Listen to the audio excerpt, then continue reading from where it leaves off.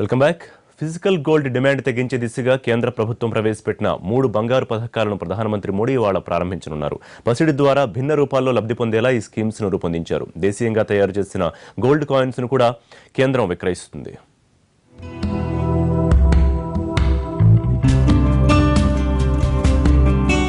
బంగారం అంటే భారతీయులకు విపరీతమైన మోజు. ఆభరణాలుగా, పెట్టుబడి సాధనంగా బంగారం ఎప్పుడూ ఖరీదైన లోహమే.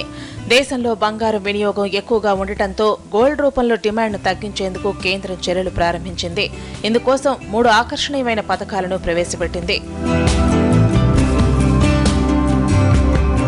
పసిడి నగదీకరణ, గోల్డ్ బాండ్, గోల్డ్ కాయిన్ స్కీమ్లను ప్రారంభించనున్నారు ప్రధాని మోడీ. పసిడి నాణాలు, కడ్డీలు, ముత్యాలు, రాళ్లు వంటివి లేని ఆభరణాలను పసిడి నగదీకరణ కింద ఎంపిక చేసిన బ్యాంకుల్లో డిపాజిట్ చేయవచ్చు. 30 గ్రాముల నుంచి ఎంతైనా డిపాజిట్ చేసే అవకాశాన్ని కల్పించారు. కేంద్ర ప్రభుత్వం తరఫున బ్యాంకులు ఈ బంగారాన్ని స్వీకరిస్తాయి. ఈ బంగారాన్ని తనిఖీ చేసిన తర్వాత ప్రభుత్వం ఎంపిక చేసిన సంస్థలు విక్రయిస్తాయి. ఆ డబ్బు ప్రభుత్వ ఖాతాకు చేరుతుంది.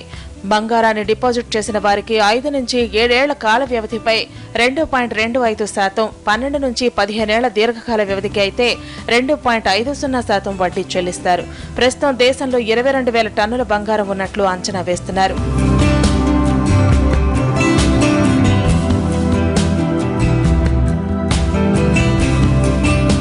పెట్టుబడి కింద బంగారాన్ని కొని దాచుకునే బదులు కేంద్రం ప్రవేశపెడుతున్న పసిడి బాండ్ల రూపంలో కొనుగోలు చేయవచ్చు. ఏటా 2 నుంచి 500 గ్రాముల బంగారాన్ని కొనుక్కునే అవకాశం ఉంది. దీనిపై 2.75% వార్షిక వడ్డీ లభిస్తుంది. ఈ బాండ్ల వ్యవధి 8 ఏళ్లు. అయితే 5 ఏళ్ల తర్వాత వెనక్కు తీసుకోవచ్చు. దీంతో పాటు దేశీయ పసిడి నాణేల విక్రయాన్ని ప్రారంభిస్తారు. అశోక చక్ర చిహ్నంతో 5, 10 గ్రాముల పసిడి నాణేలు, 20 గ్రాముల పసిడి కడ్డీలు ఎంఎంటీసీ విక్రయిస్తుంది.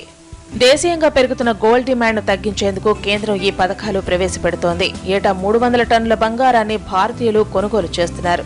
దీంతో పెద్ద మొత్తంలో విదేశీ మార్గద్రవ్యం చెల్లించాల్సి వస్తోంది. దీని ప్రభావం కరెంటు ఖాతాపై పడుతోంది.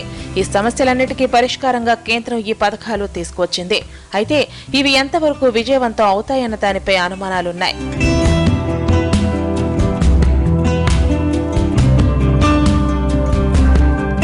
భారతీయుల బంగారాన్ని పెట్టుబడి కంటే ఎక్కువగా సెంటిమెంట్ గా ఫీల్ అవుతారు. తరతరాలుగా వస్తున్న బంగారాన్ని ఇచ్చేస్తారా, కరిగించేస్తారా అన్నది ఓ అనుమానం. పైగా వడ్డీ కేవలం 2.25% కావడంతో పెద్దగా స్పందన ఉండకపోవచ్చంటున్నారు. దీంతో పాటు గోల్డ్ బాండ్స్ రూపంలో పెట్టుబడిపైన పెద్దగా వడ్డీ ఇవ్వటం లేదు. దానికన్నా మార్కెట్లో నుంచి పథకాలే ఉన్నాయి. పండుగలు, పెళ్లిళ్ల సమయంలో ఎక్కువగా బంగారం కొనుగోలు చేస్తుంటారు. అలా ఫంక్షన్ అయిపోగానే తిరిగి మళ్లీ బంగారాన్ని ఇచ్చే ఛాన్సే లేదు.